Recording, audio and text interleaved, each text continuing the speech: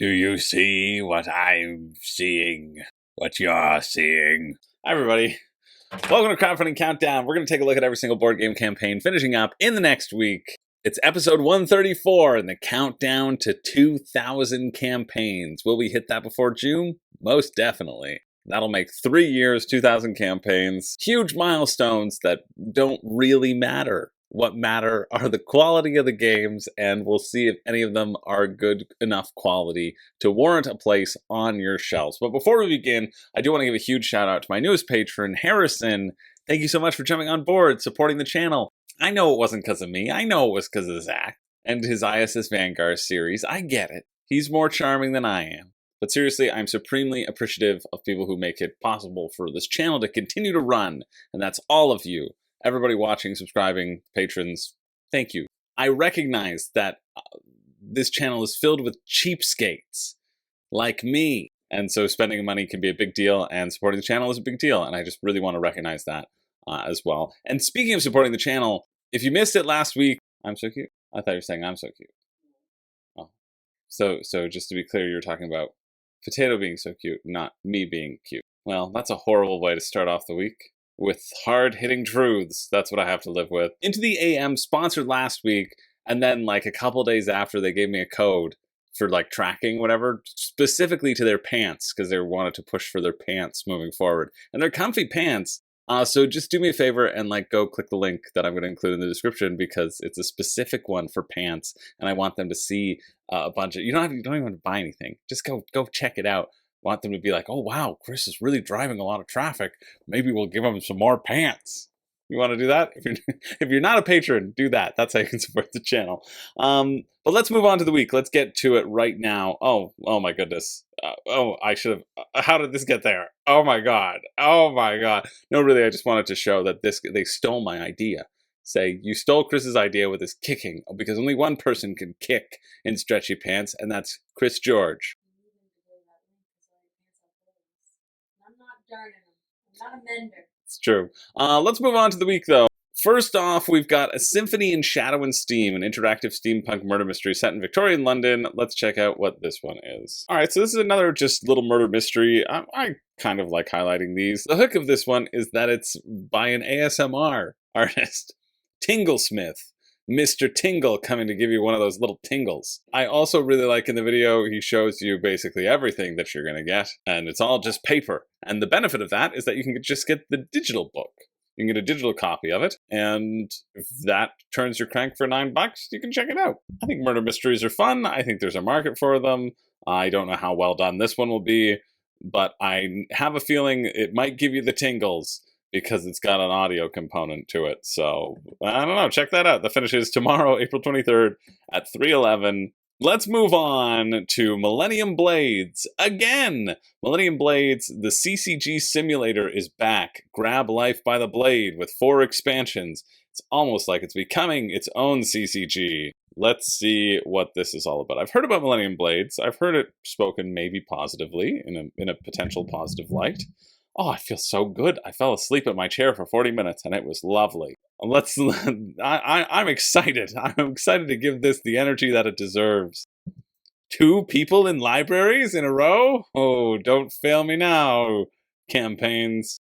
All right, I'm intrigued. I like a game that can capture the feeling of a CCG without being a CCG. That is definitely appealing to me.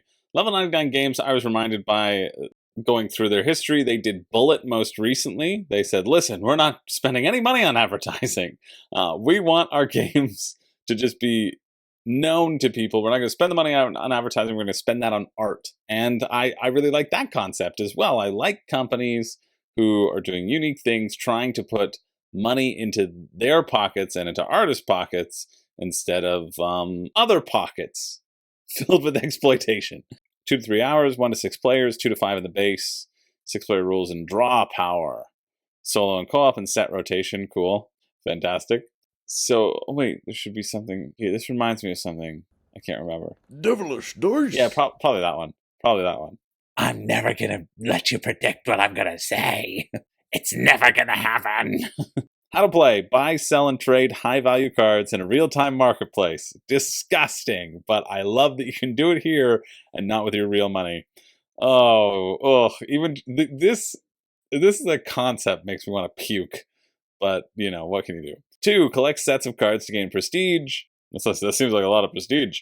3, help your friends find the cards they need to build friendships. Okay, I like that. You're helping people, enabling people, and fueling their addiction. Yeah, I love it. 4, create a tournament deck and sweep events. You get your star rating, the set, the element, the type, the rarity. Ugh. I mean, I do, you know what? I think I do really like this already. Yeah, reading just got cool. I'm assuming this is the rulebook. I hope it is. Yes, it is. Complete game rules. Yeah, baby, let's do it. The yuck is speaking to its theme, let's say, not the game itself. I love that this is here. It's very well may not have been here, you know? I love that this campaign page is showing you about the game right off the bat. And then we get to a ridiculous mega scroll of all the items in the project, but descriptions are hilarious. Trust us, they're worth reading. Okay. You're selling me here. You're really selling me, Millennium Blades. Here's the game setup. We're going to have the player boards, we're going to have the market, and set up the meta game. Played over a series of rounds. Each round has 2 parts, a deck building phase and a tournament phase. In the deck building phase, you will receive new cards, as well as being able to buy, sell, trade, and collect. So there's a way to swap your deck and trash and improve it. I do like that. In the tournament phase, you'll play the deck you've built to try to collect more ranking points than the other players. Players will gain victory points by placing high in the tournaments, collecting valuable sets, helping out other players, and amassing wealth by dealing through the game's aftermarket. The rules assume a 3 to 5 player group. For 2-player rules, check the variant section. Okay, cool. It is critical that you do not allow players to correct their mistakes in Millennium Blades. It's about dividing the limited resources of your brain power among the variety of tasks and weighing where to best invest this resource. There's not enough time to do everything, so you've got to make a decision about where to use your best cards and where to invest your time and attention. Making a critical misplay, forgetting to turn in a collection, or neglecting to include a key card in your deck are mistakes just like missing a shot in soccer. That's interesting. This is the second rulebook this week because I was playing Smartphone Inc. recently, and in Smartphone Inc. it says in the rulebook, it says, you can try to ask people around the table if you can take something back, but we, the designers, encourage them to not succumb to your persuasion, or something along those lines. Cool. Nice of describing a little pre-release tournament. You get to have a feel of what you are building your deck for, so I think that's interesting. I'm really enjoying this rulebook. I just did a little interview about like what makes a good rulebook to someone who was doing a research project about board gaming, and having strategy tips in there is something that's really cool. It helps define, it helps contextualize for the reader, right? Like I already feel like I could enter into this feeling confident. Really like this so far. Cool, buying packs from your store, cards in the store face down. You only kind of know what they're about. Card fusion. You can recycle your old useless cards into shiny new promo cards. Cool. Oh no, I think this looks really cool. The meta is always changing, so it'll give you a bonus to your deck. You can browse the aftermarket. Cool. This looks really neat. There's a real-time element too in deck building. Everyone has 7 minutes. Cool. Yeah, buy new cards without knowing what you're going to get. Experience the thrill of blind pack. Cool, you can sell your cards. The bank automatically pays you. But the benefit of somebody buying the card is you get a sell marker back, so you can sell more cards. Okay, cool. I like this too. You can trade cards. And if you want to sweeten the deal, you say, okay, I'll throw in a friendship card, which gets you points. This game looks really good. I gotta see what the 2-player version will add. That might be the deal breaker for me. Cool, and then you basically do a little card battler, but with just a hand. You're not like cycling through a deck, right? You're just using your 8-card hand, it seems. The playing of the cards feels fairly... So it's just like Duel Monsters. There it is. I knew it would be here. Oh, you get prize support too. Great. So there's 3 rounds, essentially. Great, and you can get character powers. Amazing. Okay, duel mode. So it's just like Duel Monsters. Ah, I knew it would be back. That's where it should have gone. Just friendships not used in the mode. That makes sense. You could still probably trade, but each player may form 2 collections during deck building phase. 1 elemental collection and 1 type collection. Instead of gaining victory points from them, these are converted to RP and are added to your total RP at the end of the tournament phase. Don't quite understand the implications of that right now, but sure. First player to win 2 tournaments is declared the winner of the game. So it's not even victory points. It's just being declared as winning the 2 tournaments. Yeah, I think this would be better, not necessarily as good at 2 players. That's my bet. Yeah, you can do draft mode. Dang, this looks really good. That looks really good. I want to know 6 characters, over 600 cards. Dequis Appletini, Yu-Gi-Oh, Pegasus. I don't know who this is. Starfire, some sort of fox. Like, I'm really drawn into this. I don't know how many people who I play with who would be really drawn into this. Maybe. I have a couple friends who are big Pokemon cards and big, like, collectors. 652 cards. That is a lot of cards. So set rotation gives you co-op play. It's the first major expansion. 400 additional cards. No, okay, like, you don't ever need to get this complete gameplay. Less than 2 pounds of cardboard. More characters, more friendships. Oh, and I love this included in the tiers. That's great. This just seems like a normal teams, NPCs, new rules for the draw power. More cards than the last expansion. Oh, this is just a bunch of mini expansions. Cool. And just cram them all in the box. Nice. I like that. Okay, yeah, what's shipping? What's shipping like? Let's look at the the new gamer. That's everybody just to start. New gamer, 19 bucks, 26 to Canada. So for me, this is 114 US. It's like 150 Canadian. I have a lot of deck builders that I really enjoy and that I don't play nearly enough. Can I justify purchasing this one? Maybe. Yeah, I don't know. I was not expecting to like this and to be as intrigued with this as I am. I think it's really, really worth checking out. This is what I'm weighing. If you've played Millennium Blades and you love it, like, let me know in the comments. I really want to know. This is the pick for me. It's going to be, spoiler. Maybe. Well, we never know what's going to happen, right? This is why I love looking at everything. This is the base premise of Crowdfunding Countdown, is to look at everything, regardless of marketing budget, regardless of whatever. We look at everything and we analyze it based upon its mechanics and based upon how often it's going to hit your table. How often would this hit my table? I don't know. That's the problem. I don't know if that's a good enough answer to spend $150 on it, but looks cool. Really looks cool. So if you're interested in that, it finishes Thursday, April 25th at 1 p.m. Let's keep it moving. I don't know what can top that, but maybe Heroes of the Sanctum can.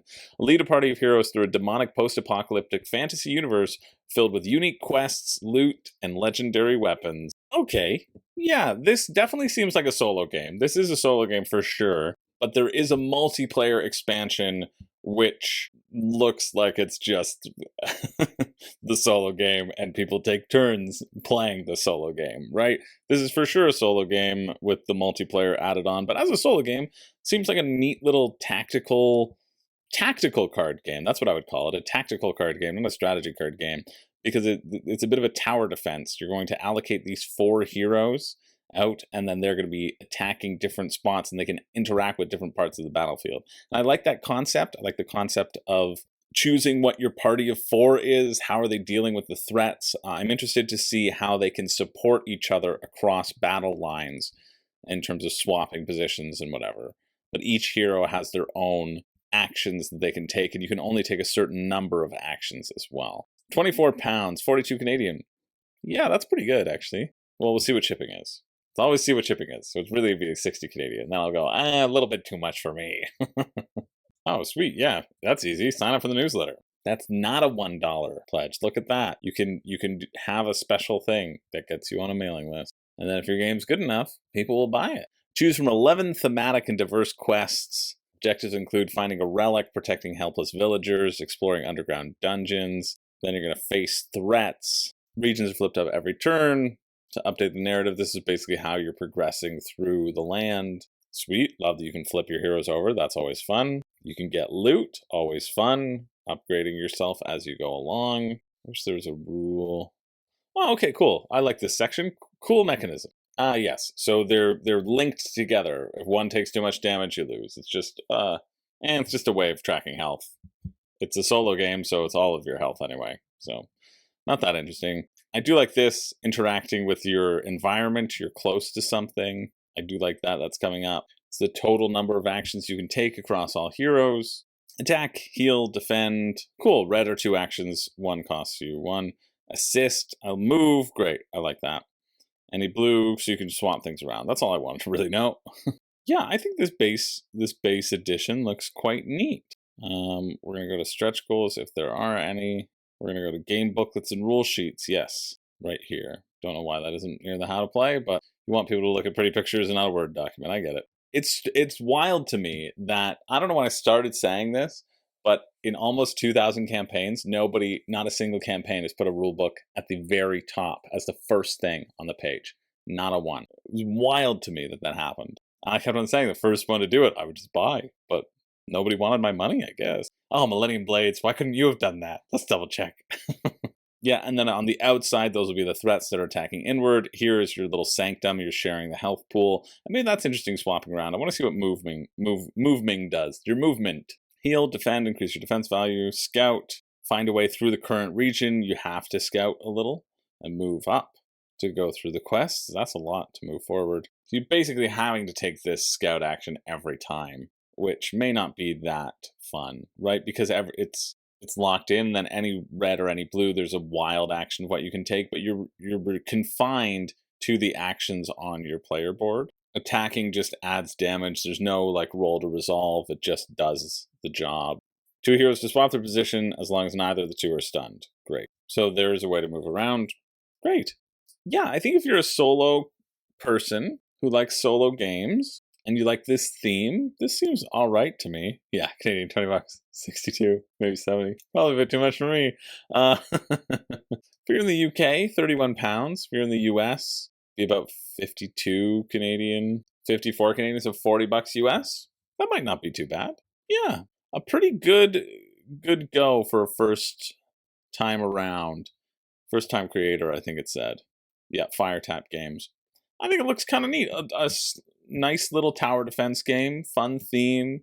The bones of it seem neat. I just hope that the tower defense and the just like whittling away, like the abilities need to be cool, right? The abilities need to be cool. The loot that you get needs to be cool.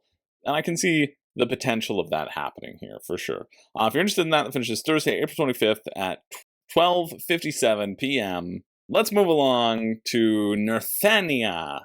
Collapsing world. 2 to 4 players fight for control using their powerful world-shaping skills. Shift Nerthania, conquer the world, a unique area control game. I love that the voiceover said Nerthania and then Nerthania. The voiceover actor forgot how the game was called. Forgot what the game was called. Good job, right? Nerthania. The 4 tribes of Nerthania. The 4 tribes of Nerthania. Fantastic. Well, we're back to Nerthania, so I'm going to assume it's Nerthania. That was a pretty good video. I really liked the part where it was like, warriors, different warriors, even more different warriors. And it's just the same little meeple. It tickled me. Oof, €69, 102 Canadian, that's a tough thing. But the meeples are really fun. You know? Give me those northern warriors. Give me the jungle meeples. Yeah, why would you not show off the different meeples? If you have different meeples, why are you showing off the same meeple? Why are you showing off the same sculpt? Show off the cool ones. 96 dice, jeez, wow. All right, you create the map. You have to put it together like a puzzle. That's not going to be annoying at all. You choose your faction, you build houses and recruit units, you attack your enemies, level up your units, terraform the world to your advantage, and then you win. There you go. Destroy your enemies or achieve a unique winning condition, then you win. Read the rules. Yes, we'd love to. So you start off building the world. There's going to be some water. There's going to be some mountains out there. The mountains are how you're going to get resources. I don't know why you aren't snake drafting here for choosing your placement. It's like the starting player gets to choose first, then everybody else goes. And then the starting player gets to choose first, and then everybody else goes. Right? Snake drafting is a very simple way to balance that out, where I can take the best location, and then people can respond. Maybe you need to see the balance of people putting things down. You have an action rondelle. I want to see how that works too. It's designed for 3 to 4 players, obviously, because it's area control, but there is a 2-player variant that, like, don't get it if you're just 2-player. Most victory points within 6 rounds, or 8 rounds, or 9 rounds, depending upon player count. Okay, you're going to take actions. You're just going to place a cube here on this selection, so it's not really a rondelle. It's just in a circle, but it seems like you can take whatever you want. I don't know if you can take them more than once. Get resources, build stuff to level up so you can throw out your Donkey Kongs. Recruit units, move and attack. Okay, so you can't use the same action more than once. That's why there's 2 move and attack actions. Level up battle cards, terraforming. So you basically get 4 out of those 7 actions. Pretty standard actions. Okay, so basically you choose a sector, you move people in, only a maximum of 6 units may move into the contested area. You're going to roll some dice that are rolled for each unit. Archers can support in adjacent areas, that's cool. Then you roll your dice, you have the effects. The effects could be that your people just run away. Oh, of an enemy unit. You're so scary, the units run away. Yeah, I mean, I think this looks fun. I think it looks a little bit basic, and that's not a bad thing. I think it seems pretty simple to understand. I like the meeples. I like the slight differences in the factions. I like that you can level up both your buildings and your units. Less downtime, right? No micromanagement. Engine building, yeah, that's their core. It's just like punch each other in the face over and over again. That's all it wants to be. Shipping, lowest is €13 to Germany. Where's Canada? Zone 7, €18. It's like 130. There's no world. Kind of has a small world vibe to me. You know, I think small world is a good sort of bar, except if you were going to get to chuck hunks of dice, and the asymmetry wasn't as exciting. I don't think it looks bad whatsoever, and I'm happy that it's made its goal. But I just think it's a bit too much for me for what it is, especially in this genre where I have a lot of competition in this genre. I just wouldn't ever seriously consider it because I don't think I'd ever take it up off the shelf. But if you're interested in that, that finishes at Thursday, April 25th at 5 p.m. We're going to move along to Molehill Meadows, fueled by worms. Who isn't? It's time to collect, connect, and tunnel for treasure. What I liked about this, it said, a morning game of Molehill Meadows is quickly becoming a habit. This game is great. Designer of Zuli and Moving Wild, published by Oink Games. It's like, hey, remember those small box games you like? This is one too. Well, let's see what it's all about. Oh, there's no video. I was going to watch the video, but there isn't. Seems like there are objectives though. Okay, that's fine. Let's see how to play. Play as Micah the Mole, a furry adventurer with a love for treasure and juicy worms in this flip and right board game. Everybody is Micah the Mole. Micah the Mole has cloned themselves. Strategically tunnel across flower-filled meadows by rotating and flipping tunnel tiles to expand your molehill home. Make connections, achieve bonus objectives. Combine mighty worm powers, I'm hooked, to score as many as possible. Okay, you draw 2 of the possible 8 bonus objectives. Each objective incentivizes reaching different areas of the meadow. Some are trickier than others. Shuffle and create a deck of 18 tunnel cards face down. Place remaining tunnel cards back in the box without looking. This keeps you on your toes every game with no guarantee that every tunnel will be shown. Wow. You make a good point. More games should do that. Reveal a tunnel. All players draw their shape. As an additional impassable stone, do this 3 times in total, then move to the tunnel phase. Oh, okay, cool. So you're just creating blocks that hopefully won't block you too much. Tunnel phase. Reveal a tunnel. All players extend their tunnel network using this time. It can only touch one face of your existing tunnel network. No one wants a tunnel cave-in by digging too much dirt in one go. Okay, I think that's kind of cool. So that's going to really create this snaky sort of interesting visual rather than the standard polyomino game where you just try to clump everything together. Mark off worms that you eat, treasure you find, additional molehills you create. Once the last tunnel card's been flipped, that's it. Score your points. It's 26 US, 21 pounds, 36 Canadian, and shipping to the UK is £5. That's pretty good. To Canada, it's 11.30. So this would be like a $50 game. I don't see this replacing Dinosaur Island Roll and Write. That's my favorite polyomino roll and write. It's my favorite roll and write. It's in my top 20 games of all time, and that's cheaper. So that's the tough part about this. But I think it looks fun. Maybe if you like roll and writes, I think the idea that you can't touch more than one side, I think that is unique, and I think that could potentially lead to some interesting decisions. So yeah, if you're interested in that, that's over on GameFound. That finishes on the 25th at 5 p.m. Again, 25th being Thursday. Let's move along to Forget Moles. We got Cool Cats and Cool Jazz, Bebop, Shuffle and Swing, and the Cat Blues, the big gig. 3 games of Cool Jazz and Cool Cats. What are you? What are you? Sorry, you only need to know one thing, and that's that. Have you seen this component? Are there 17 of you out there who are going to throw their wallets at the screen with that squeaky little cheese? I know how you operate. Just a casual $75 of free upgrades. We've got a game about blues. We've got a game about mice. I was going to say cats. And then we got a game about cats playing the blues because that game was about mice and not them. $4 shipping, $9 Canada. Yeah, give me that right up top. Not as good as a rule book, but I'll take it. So you just get all of like the deluxeified bits if you get it for free. If not, you don't? See, this is why we try to learn the games before we talk about them. Let's see what Bebop is. Bebop and Rocksteady. No, that's the sequel. The jazz festival is underway. All the bands are set up on their stages, ready to perform. The endless lines of fans can't wait to get in. As a booking agent, it's your job to secure the best seat for your customers by ensuring that they are listening to the bands that feature their favorite instruments, because that's the only thing that matters in a band. I love the tuba. I'm sorry, this is an Ariana Grande concert, but I love the tuba. I'm very, very sorry, but none of these bands are playing the tuba. Give me the tuba! Okay, right this way to Foxy Shazam. That's a trombone. It's the best we've got, Boris. It's the best we've got. So many dice. Yeah, I hope they're used. Imagine we put so many dice in here. How many do you roll? One? Yeah, but what? But we put so many in there. It's a big old box. Don't you love it? But you don't need it. So many.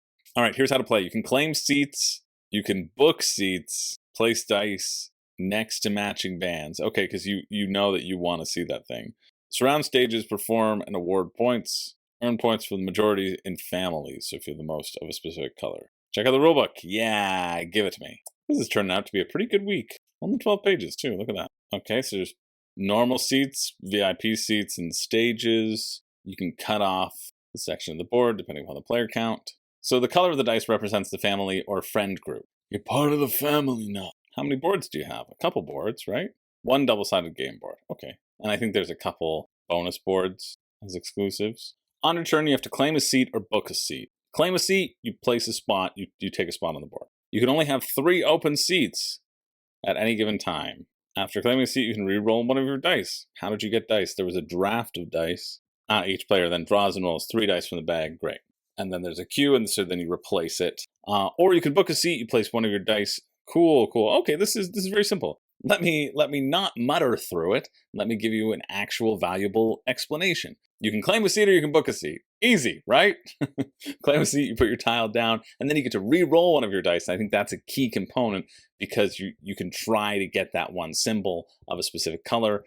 Or you can book a seat, you can get rid of that dice, and you can take one that's already been determined from the draft pool. This can be from any space in the booking queue or randomly drawn from the bag. After placing a dice, you can score. You can score the symbol in the family, score 1 point for each instrument face in this family, matching the dice you just placed. Cool, and you can use other people's dice to do it. I like that a lot. Or score the stage. If the stages are now completely surrounded by dice on the basic seats, the bands on those stages perform. For each feature on the stage, so you only do this feature, you look around the stage. Each instrument is going to have a rating track. Each time that instrument is listened to, people are like, listen, we're tired of hearing the friggin' trombone. We want a tuba. And the trombone's rating will go down. And the tuba's rating is always up. You might think I played tuba in high school, and you'd be wrong with the violin. You keep on playing, you score points, just from placing, creating sets of color, or surrounding the stage. You also get to claim the band member for yourself. You gobble them up, and you absorb them, and you capture them, and you put them in front of you so that you can use them as trophies for the end of the game. And at the end of the game, you get a bunch of points. Cool. Yeah, this seems fun enough. Interactive, elegant, strategic tile placement games. Yeah, on a shared board. All right, Shuffle and Swing is next. I mean, you can get deluxeifications. We all know that. Just extra boards and wood. Shuffle and Swing.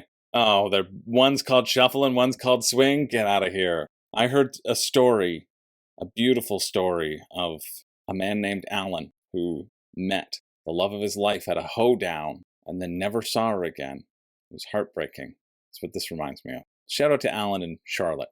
I hope those 2 crazy kids make it. Anyway, Shuffle and Swing met on a starry night while dancing the cheesy tune under the moonlight. I mean, come on. Their love for jazz brought them together and has kept them together for over 3 decades. Oh, what the most beautiful story. A few years back, they opened their very own instrument factory and called it their fabulous factory of marvelous musical gadgets for giants. We're the giants, okay? Now they're looking for a new partner to help with the booming business. Wow. We're managers of the factory, and we're looking to make a name for ourselves. With supervisor mice at your employ to recruit cats around the factory and build giant jazz instruments. Since this is a team effort, you can make use of anyone's supervisor, but a supervisor will only recruit workers for their own boss. Careful planning and plenty of bragging will be needed to make sure the instruments get finished and the proper managers get the credit for it. build most efficiently, but also make sure you're noticed. It's not enough in this world to just put your head down, keep your head down, and work hard. No, take the credit for other people's work. That's how you get ahead. Shuffle and swing. I expected better of you. Move your mouse to an open space, select an action, and activate that die. Okay, so there's basically 3 little sections of actions that you can do. Activate your own die or activate another player's dice. The owner of the die earns a cat. So why does it matter between your own dice and not? Build instruments, inspect instruments, refresh your cats. Okay, you've lost me. We've lost the thread. Let's check out the rulebook. I see. These are the big buildings over here. You're going to be adding your own little tokens here to score points and to prove that you've built enough of the instrument, but you have to build and you have to brag. Those are the 2 tracks, and essentially if you only move one and you don't move the other, you don't get anything. It's Knizia scoring. You score the lowest of the tracks.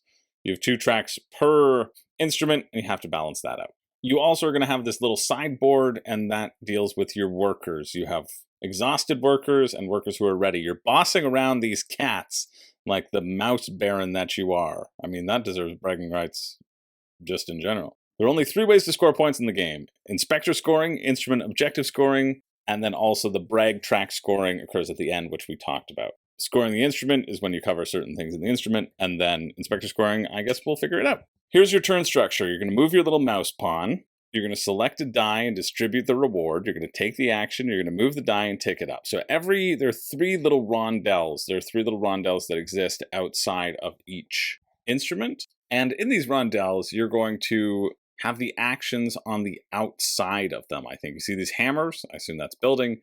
And you're going to put a dice in there. You're going to activate the action, and then you're going to improve that dice and move it to the next spot. So that's why you can activate your own dice, or you can activate somebody else's dice.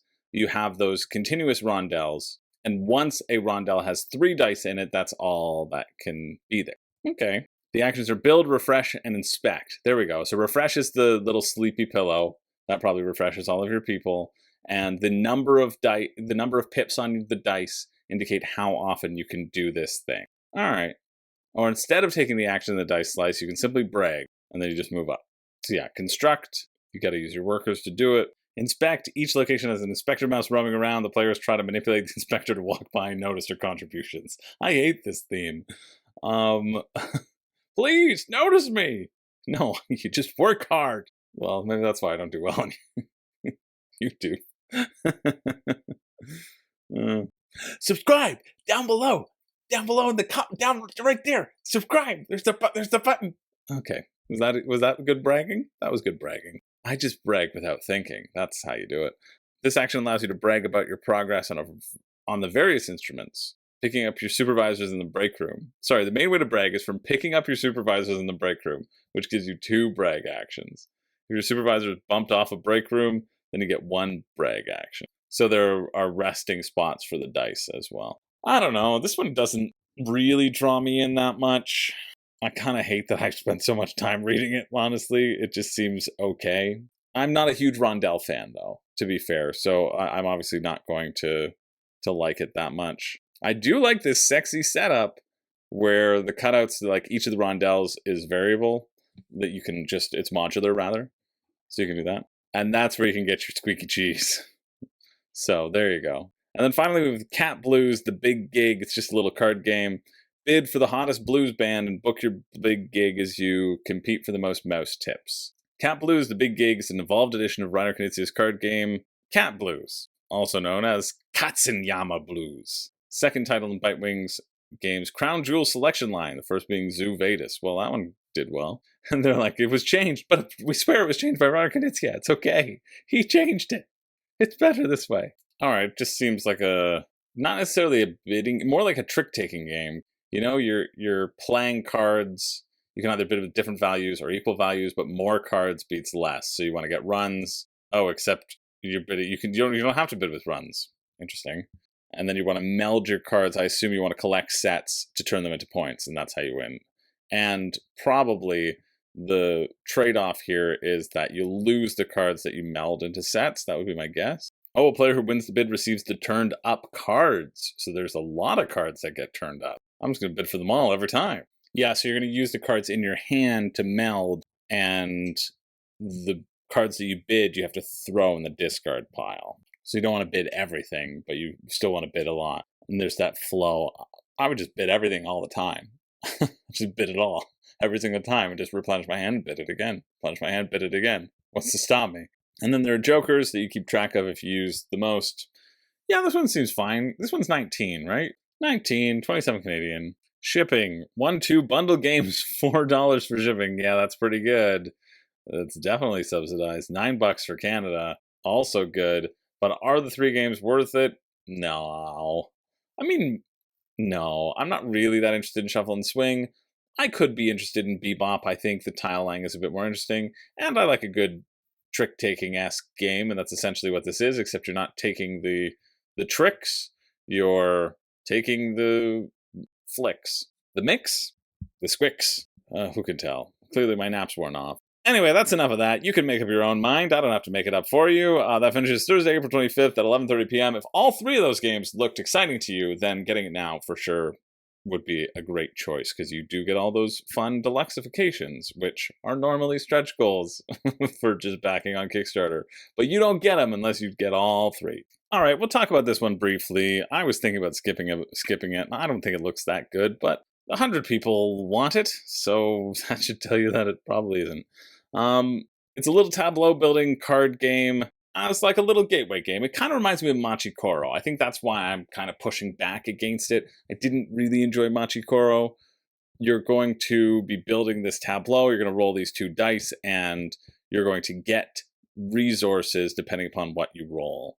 Okay, cool, though. They're addressing their issue. The biggest and only complaint they've had is that there's not enough different cards. So we're going to give you more cards. We're doubling the card pool, adding dual card types, new mechanics, unique culture cards, which are just one-time abilities that you can use. Yeah, this tells you all you really need to know. This is the cost. When that is rolled, you get that thing. So you kind of stack them up like Space Base. You can adjust your roll. You know what? I'm growing to it. I'm really growing to it. I'm changing my entire tune now that I realize the implications of adjusting your roll and the implications of those 2 actions. All players collect money. Collecting when it's not on your turn, and then you can purchase cards to add to your tableau. And then when your production hits 30, you win. I take it back. I think it looks fine. I don't know why it was throwing me off. I think it could be just light, quick, better than Machi Koro. Not as good as Space Base. So there you go. Australian $35, 20. Is that it? A? 35? I don't know what the A stands for. 23. Oh, I'm probably still in US. Yeah, I'm still in US. 31 Canadian. That makes more sense. 32 Canadian. And then you have some different keywords. Cool. What's the complete set? Is 31 Canadian. Oh, that's nice. Single copy is 22 Canadian. Yeah, you know what? That's actually quite nice. 31? I've completely changed my tune. Oh, I'm a feather for each wind that blows. What's shipping? Prices in Australian. Australian's 0.7 US dollars. Yes. Should have just put it in US dollars and done the conversion for people, because then it looks smaller. But good on you. $12 for the 2 standard boxes. So $43 for this small light game, or $37 if you can convince a friend to do it. Stable pledge guaranteed. Yeah, that doesn't seem bad. Oh, they did exit strategy. I remember exit strategy looking just completely awful. But this one looks nice and light. And I don't think I need to look at the rulebook, but I'm gonna, just in case. Yeah, and I think as a warm-up game, a really solid outing. I've changed my entire tune. Congratulations to the 100 backers. I don't think it's not something that I'm going to get personally, because, again, too expensive, but I like the idea. Very simple, easy, good for burnout. We're doing a burnout death match right now, where, like, what games to play when you're just so fried, and I could see this really falling into that category for sure. So if you're interested in that, that finishes on the 26th. That's Friday at 7 a.m. Let's move along. I gotta pick up the pace here. We have Xenofera Galactic Market, the Ultimate Sci-Fi Auction Challenge. Collect rare alien creatures. Okay, so you're slavers, and outwit to outbid the competition. So it's a slave market. That's what you're doing. The Galactic Market hasn't abolished slavery yet. Yeah, but I need to know how sentient these creatures are, what planets they came from, how they were stolen. Come on, Xenofera. Collect the creatures, you get points for sets. 30 to 40 minutes of bidding and bluffing. Each round you must choose between bidding on the present creature or gathering more resources at the expense of forfeiting a bidding opportunity. Cool, everybody gets a little action card, and then 3 are hidden in the resource deck. I assume you're going to get to bid on those later. Yeah, I know that you can bid or not bid. I guess that's all you really need to know. I feel like I want to know more, like how do you get resources? What resources do you get when you don't bid? Do you have the rulebook here? Or do I have to go to Tabletopia to find it? Probably would have to go to Tabletopia to find it. If you don't care about me knowing the rules, there obviously must not be enough rules for me to know about. 8 to 14, shipping to Canada. So $20, 28 Canadian. For me, it's like 40 for a game that you've chosen to not tell me anything about, right? Because we go to Tabletopia and we have the rules. So why are the rules not here? God's bread, it makes me mad. I would rather play this without putting it behind the screens. I would rather that you have this little no bid card where you can, as long as it's in your bid, it counts as a no bid, right? So you can put 2 in, you can put 3 in, you can like be like, yeah, I'm bidding 3 cards, and then you reveal that you weren't bidding anything. I think that would be more fun. There'd be more mind games there to happen, other than just revealing secretly. I like my way better. So the no bid is just draw cards. I like this potential alternate rule if you have fast hands. If everybody says no bid, it's just the first person to grab it. But then if you make a mistake, you lose points. I think it's fine. I don't think there's that much of a draw to me, but I don't think it's horrible, and $20 isn't a bad price at all. So if you're interested in that finishes Saturday, April 27th at 8 a.m. Well, I was going to give this one a try, and then I saw them playing their favorite game, Cards Against Humanity, on a game night. But I like this story, taught it to their students, and then the students liked it so much, they wrote the questions down, and they played it at the bar. So that's a good audience test, you know? The rules of the game are simple. You either answer the question with the same answer, or you all answer it with a different answer.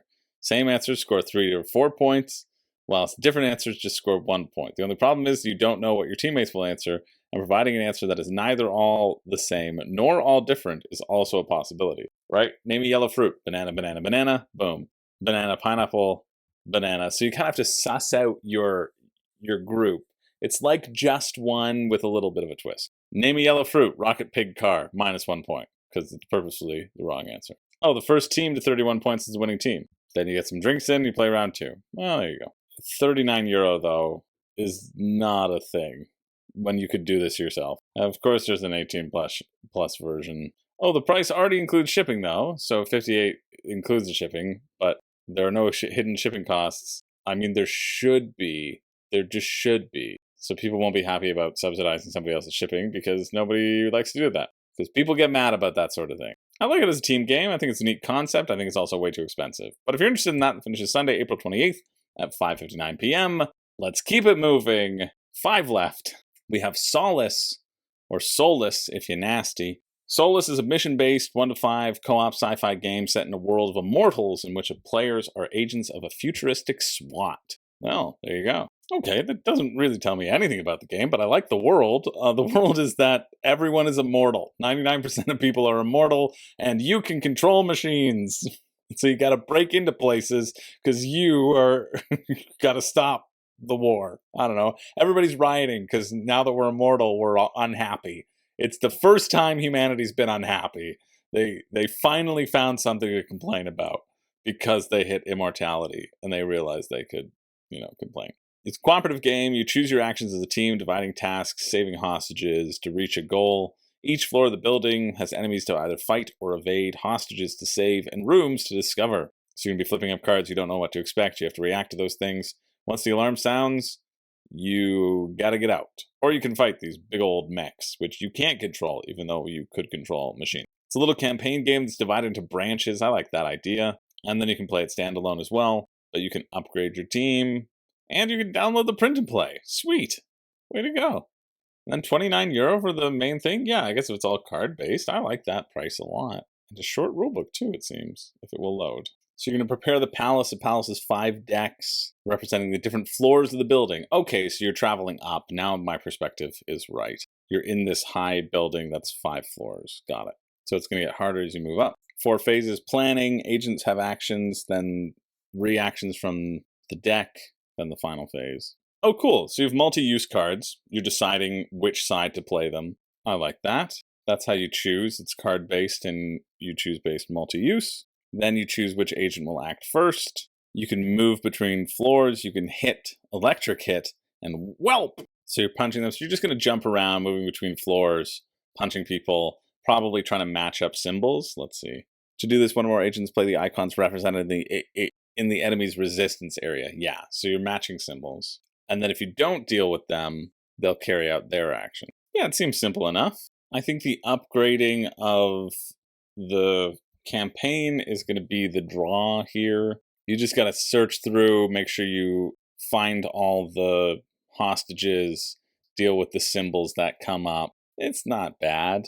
Doesn't really draw me in a whole lot, to be honest, but it seems okay. Shipping, average shipping is going to be €15, €18 to Canada. Yeah, so it almost doubles the game. Well, not really. It increases it by 66% for me. So it's like $70 Canadian for this thing, which I think that's too much, personally. But if that interests you, that finishes Tuesday, April 30th at 11 a.m. Moving along to Mini Rogue Season 2. Open the doors to the second season of this celebrated rogue-like solo co-op micro game. It's a solo game. Will you overcome the new dangers ahead? I remember this. I don't know if I've covered this or not. Yeah, it doesn't look like it. This box seems familiar to me, so I don't know. Nuts! Did they publish Nuts? Feels like they might have published Nuts. They didn't. Mini Rogue. I remember I'm Not Afraid. Finished in 2020. Okay, before my time. So let's take a look at this one. All right, so the Cole's notes from that video is that there's a co-op campaign, well, co-op, cooperative experience that's for 2 people, or you can play 3 versus 1. It's a minimalist dungeon crawler board game in which 1 or 2 players delve into a deep dungeon in order to get a mysterious ruby, the Og's blood. There's a joke here, but I can't think of it. So we're gonna move on. It's gonna. There's for sure a joke here. There's a joke here. Points itself for all the audio listeners out there. You must choose how to spend your resources to be powerful enough to confront ever more difficult monsters and hazards. Randomly generated levels and encounters make every playthrough a unique experience. You can play it on BGA as well. That's cool. You can play the Council even without the base game. So that's this new standalone expansion. You can mix both together. €19, 28 Canadian. I like this. I really like that price. So there's just additional twists, right? I always find with these little micro games, they put themselves forward, they do the best base version. Clearly it's been popular, and then now they're upping the complexity. And as somebody who likes complexity or doesn't mind complexity, I'm into it. You get extra skills, you get trade-offs of cursed jewelry, you get different spells, new final bosses, right? I really wish the How to Play came earlier though. Draft rulebook. You want to take a look at the base game's rules? Here they are. Now let's just look at the Council, because I'm not really interested in the base game at this point. I would be more interested in seeing how this mini expansion works. Seek that Og's blood, baby. Cover yourself in it. You may also play as a servant to the old gods, manipulating the layout of the city and lead the adventurer to their dooming end. Basically, you just get to choose the cards and where they are and make it really hard. Make it impossible, probably. Seems fairly standard dungeon crawling fare. Encountering armor, they block, subtract 1 to attack. If you know dungeon crawlers, you know this. If you have Mini Rogue, you can play 3 players cooperative because you have the stuff. I probably wouldn't. Why pay double when there are other dungeon crawlers out there? And it's a micro game, right? Like, you're not going to play a micro game with a large amount of people. I think that sort of defeats the purpose. Well, maybe not. Maybe it's just a travel game. That might be a lie. Oh, and then you just have more health. They're telling you how to do it for 3 players. I do love how this is a very bad rulebook. It says you can play the cooperative mode. It doesn't really tell you how to set it up. Setup's on page 7. Okay, cool. For the Overlord. But it's just the Overlord setup. So how do you set up for the base game? You don't. You just don't. Well, as a standalone expansion, that's an atrocious rulebook because it hasn't told me how to play. But then again, you can also say, hey, it's a dungeon crawler. Run around and punch things in the face. If you want to do that in a micro way for €19 plus shipping, shipping being €6 to France, 7 to EU, 10 to US or Canada, all in euros there. It's like $40 for me. Nah. That finishes Tuesday, April 30th at 12 p.m. Moving along, this one's going to be quick because we have the Castles of Burgundy Special Edition reprint. I've noticed more people are watching the 5 Reasons You Shouldn't Back Castles of Burgundy and seeing, oh, is this a new one? I need it to be new. Why do you need it to be new? Just because one of the points is not landing, about the little circle, about the map change. Yeah, I do take credit for that map change. I don't take credit for knowing how to speak English without tripping over my tongue that's just covered in Og's blood, but I do take credit for that.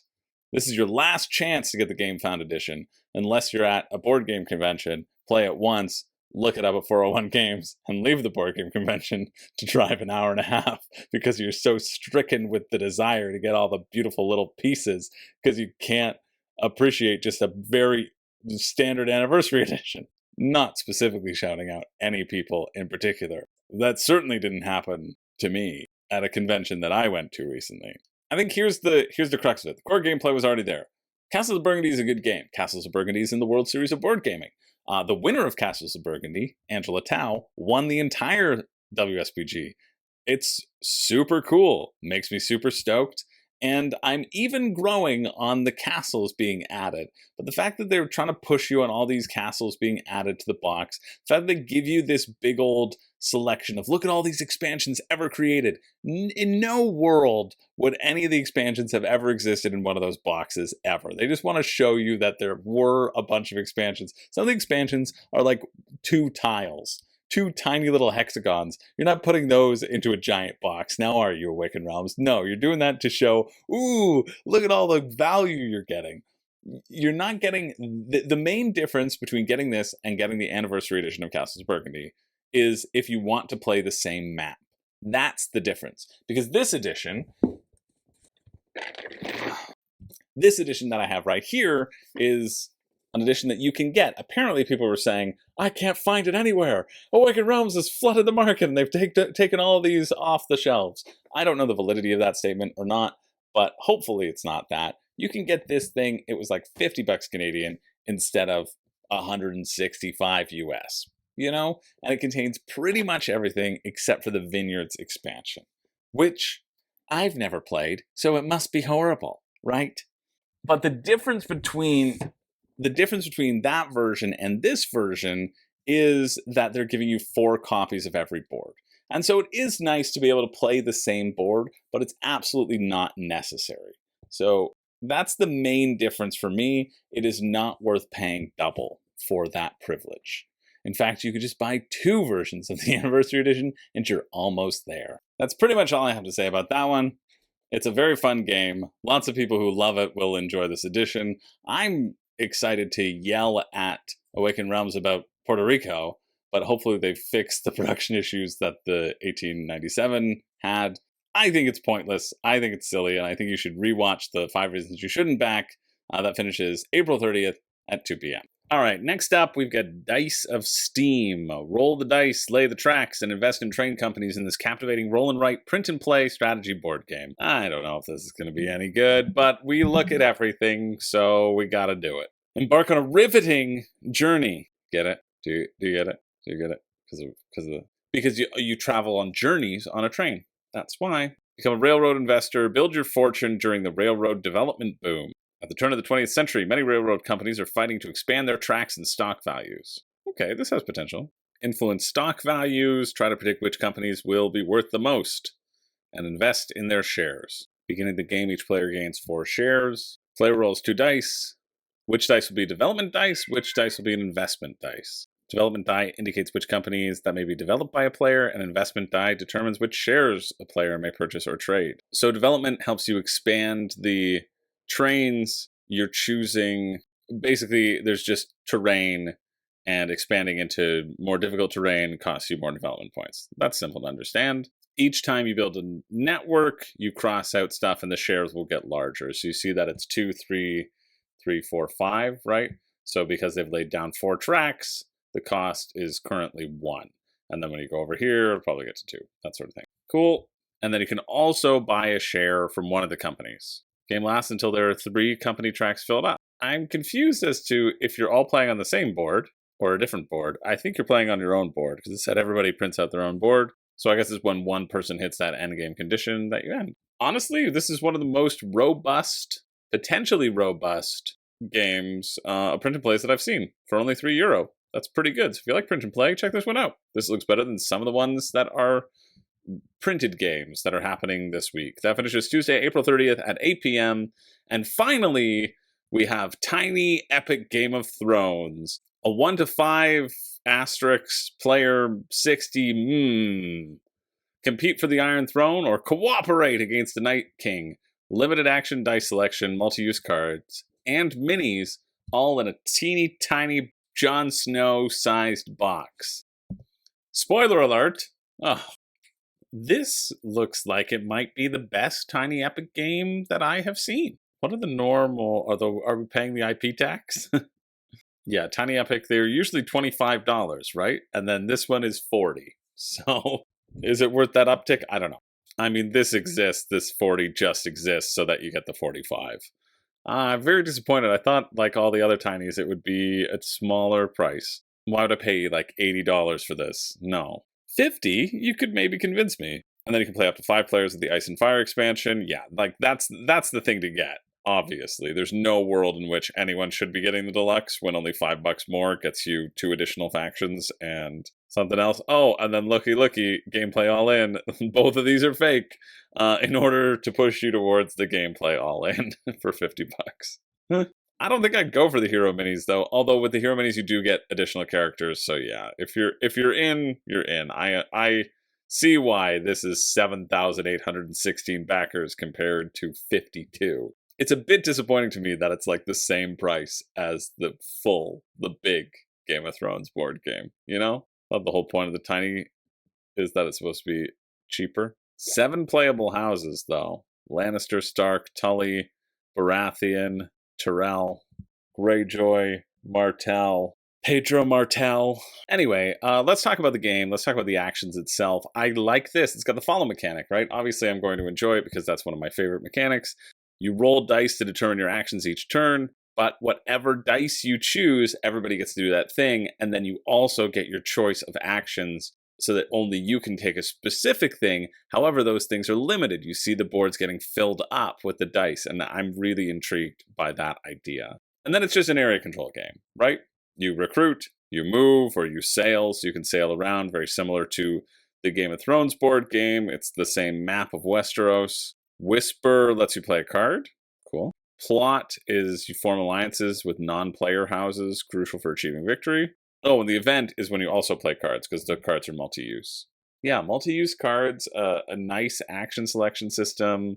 And then there's this cooperative mode, which I am less interested in. But it's cool that you can do the same. Often I find games that put themselves forward as like, hey, we've got a co-op mode, we've got a solo mode. But I think it feels a bit different because it's in a different box. Maybe that's a silly thing, but because it uses different components, right? You're not just kind of tweaking things. There's a designated box filled with just co-op stuff. I'm distracted by Tato attacking his little cactus. Wild boy. Wild boy. The wall will remain standing and then it'll fall down and then you have to make sure that they don't get to the throne. You also can get up there and search for items to defeat the Night King. Yeah, give me the rule books. I have a pretty good sense, but I appreciate it wholeheartedly that it's here. I think the video did a really great job in pointing out what's going to be fun. I kind of want to know a little bit more about the plot cards, though. Oh, cool. There's a scoring phase, intermittent throughout. So after 1, 2, 3, 4, 5, and 6. So you're locking down key areas. Here are your 5 resources. You have plot cards. You can have 4 plot cards. You have castles. You control that castle's domain. It lowers your gold because you have to upkeep your castles and you don't get taxes from them. You have your gold, you have your power tokens, so they're just units which can be used on the mat and off, and you have alliances. Each non-player house starts the game as a potential ally. Cool. Being the first to gain 2 of the non-player house's power tokens into your ally pool grants you that house's shield, and therefore you are their alliance. Cool, and then you get the power tokens on the map, and they're your house, essentially. Alliances are checked at the end of each round, so people can steal the alliances from you and take those units. I like that a lot. So you have 2 dice. That's nice. So you always have a choice. And house abilities give you the ability to change the face of your dice. That's great. Some dice mitigation. Okay. So Whisper is you just get rid of cards for gold. Easy. And then Plot, you can gain power tokens to your ally pool. I see. Also on your cards. Cool. And then Event, you get to use the bottom. Yeah, what are battles like? Battles are, you play a plot card from your hand, might have a battle action on it. It also bolsters you depending upon symbols. Defenders, really benefits the attacker. Attacker, it's free to play cards. Defender, you have to pay to play cards. Well, but if there's a tie, the defender wins. I would have expected it to support the attacker anyway as well. But that makes more sense thematically, right? You kind of have the edge as a defender because you can bunker down. You do collect taxes. And then scoring. This is where the scoring is number of castles you control, any house objectives that you need to have. Wow, you can get a vengeance token if you are. It pays to sandbag because you get 1 victory point anytime you start a battle. So you just want to charge and attack people. That's funny. Yeah, this looks nice. It looks nice. I'm sure the co-op is interesting as well. I'm just going to take a glance through that. The Night King's going to move around. It's determined by ranger cards. You'll reveal a ranger card. Then there'll be terror on the houses. The Night King will attack a castle. The castle could be destroyed. You probably have to protect all the castles. There'll be White Walkers spewing around. Yeah, it seems fine. I mean, I just like the benefit of Tiny Epic games is that it's in one small little box. And when you divide the game into 2 little boxes, I become significantly less interested. But it still seems alright. I guess it's true. There's a lot of silkscreen going on. What's shipping? Shipping, I mean, the deluxe game is 10 and then the gameplay all in is 15. I guess because you're doubling the size, to be fair, right? Like, or even tripling. You're tripling the size. So I guess that uptick feels fine. 27 to get to Canada, right? So it's like 70 cents. It's $100 for me to get this game. It's $100 for me to get this game. No way. If you live in the States, 65 for that. It's a tough pill to swallow for Tiny Epic. You know, they kind of set the standard of what their price point was, and when it almost doubles that, but that's the IP tax, basically. That's what it comes down to. I do think that this is the Tiny Epic game that looks the most interesting out of their entire catalog. So take that for what you will. If you're a big Tiny Epic fan and you like area control, for sure check this out. If you like the follow mechanic, check this out. But I also see that it's in conjunction with the op, which means that it'll probably be at retail, which means I can probably get this tiny one on sale sometime for cheaper. So that's kind of what I think I might do. But if you're interested in that, it finishes Tuesday, April 30th at 11:59 p.m. And that's it. That's it for the week. You know what that last one was? It was too much shipping. I had to change my shirt and chit my chamois because it's light. Every week I do a pick for me, pick for you. The pick for me being the thing that I'm the most interested in, and the pick for you being the thing that I think if you get, you have the highest chance of not being disappointed. And this week the pick for me is very clear. Nothing has overthrown it. It's Millennium Blades. I'm highly contemplating getting this. I want people in the comments to convince me to get it. I don't think I will because the base package for me is like $150. I have too many deck builders that I enjoy that I don't play enough of. And I can't really justify having this deck builder, but it feels very unique. I think what it's doing is very clever, and everything about the mechanics of it have made me excited. I didn't expect to be interested in this game whatsoever, and I was delightfully surprised. So shout out to Millennium Blades. That's for sure the pick for me. The pick for you, let's see, how much are you? You get Heroes of the Sanctum for 42, a little tower defense, 42 Canadian, or for, $10 more. Well, no, $30 more. You get the Tiny Epic Game of Thrones. This is tough. I want Tiny Epic to be the pick for you. I wish if the full package were 40 US, I think that would be huge. 50 plus shipping at 65 if you're in the US. It's starting to get up there. But I think mechanically, I got to go with the mechanics again. I think mechanically this one looks really, really solid. And I think if you're excited about this, I think it will deliver on the promises, plus potentially more. So I think Tiny Epic Games have been upping their games when they've just decided to start taking and stealing other games and making them a little bit different. And I think they're doing a really good job at that. I'm thinking about Blood Rage. Sorry, Tiny Epic Vikings. That's the other one I'm thinking about. But yeah, this one's the pick for you, Tiny Epic Game of Thrones. And the pick for me is Millennium Blades. Not a bad week. It was okay. I think it was all right. What do you think, Murray? Would you get it at retail right now? It's a very good question, Murray. Yeah, I'd listen to Murray. Would you get it at retail right now? That's always a question you have to ask yourself. Put me down! Okay, I'm sorry, Murray. Sorry. Yeah, let me know what you're excited about, what you're backing, what you're not. I'm always interested in hearing from you. Let me know if I missed anything. I always try not to, but there are many, many campaigns out there, so sometimes it happens. In any case, thanks everybody for watching. My name's Chris George, and I don't have a catchphrase, so makes it a bit awkward to try to finish something like this, but I'll do my best. I'll pull one from the vault way back when I asked people what my catchphrase should be. I'm not a catchphrase, you're a catchphrase. It's the truth. Good words to live by.